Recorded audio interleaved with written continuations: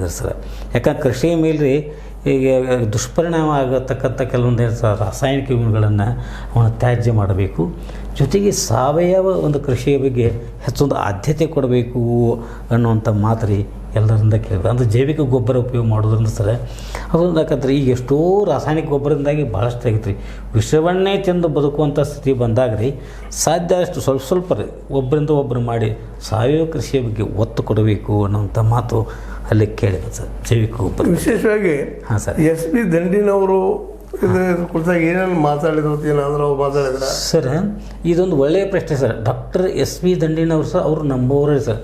ಇಲ್ಲಿ ನಮ್ಮ ಬೆಳಗಾವಿ ಜಿಲ್ಲೆಯ ಗೋಕಾಕ್ ತಾಲೂಕಿನ ಮೆಡಕನಟ್ಟಿ ಅಂತ ಬರ್ತಾರೆ, ಕಣಗಾಂವ್ ಅಂತಾರೆ ರೀ. ಇವರು ನಮ್ಮ ಪ್ರೊಫೆಸರ್ ಚಂದ್ರಶೇಖರ್ ಅಕ್ಕಿಯವ್ರು ರೀ ಬಾಲ್ಯ ಸ್ನೇಹಿತರು ಸರ್. ಇದು ನಿಜವಾಗಿ ಸರ್ ನಮ್ಮ ಪ್ರೊಫೆಸರ್ ಚಂದ್ರಶೇಖರ್ ಅಕ್ಕಿಯವರು ಡಾಕ್ಟರ್ ಎಸ್ ಪಿ ದಂಡಿನ foundation for education and research ಸೆಂಟರ್ದ ಸದಸ್ಯ ಸಂಚಾಲಕರಾಗಿರೋದು ರೀ. ಹೀಗಾಗಿ ಅವರು ಕೂಡ ನನಗೆ ಹೋಗುವಂಥ ಒಂದು ಸೌಭಾಗ್ಯ ಸಿಕ್ತು ರೀ. ಅಲ್ಲಿ ಸರ್ ಡಾಕ್ಟರ್ ಎಸ್ ಪಿ ದಂಡಿನವರು ಮೊದಲಿನಿಂದಲೂ ಸರ್ ರೈತಾಪಿ ಕುಟುಂಬದಿಂದ ಬಂದಂಥ ಒಬ್ಬ ಶ್ರಮಿಕ ಜೀವಿ ಸರ್.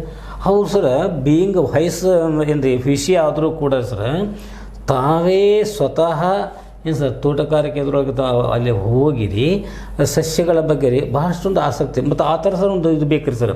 ಯಾವುದೋ ಮನುಷ್ಯಾಗ ಒಂದು ಹುಚ್ಚು ಹತ್ಬೇಕತ್ತಾರಲ್ಲ ರೀ ಆ ಥರ ಅಂತ ಅವನಿಂದ ಒಂದು ಸಾಧ್ಯ ಆಕತ್ರಿ ರೀ. ಒಬ್ಬ ಸಾಮಾನ್ಯ ರೈತಾಪಿ ಕುಟುಂಬದಲ್ಲಿ ಬಂದಂಥ ಒಬ್ಬ ವ್ಯಕ್ತಿ ರೀ ಫೀಸಿ ಆಗಿರಿ ರಿಟೈರ್ಡ್ ಆದ ನಂತರ ಅವ್ರು ಆರಾಮಾಗಿ ಇರ್ಬೋದಾಗಿತ್ತು ರೀ.